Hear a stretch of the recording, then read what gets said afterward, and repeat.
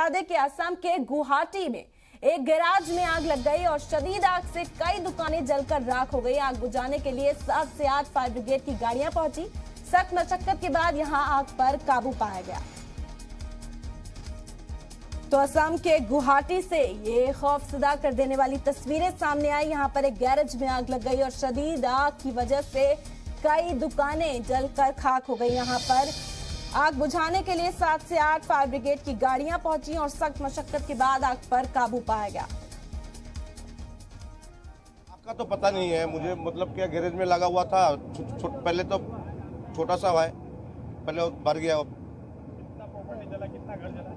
घर तो मेरे घर जला और गैरेज का पार्ट पूरा जल गया। गैरेज से मतलब नहीं, गैरेज हमारा नहीं है। फिलहाल मेरा घर का कोई चीज बचा नहीं है। मोबाइल का पार्ट्स, मोबाइल का गैरेज का दुकान।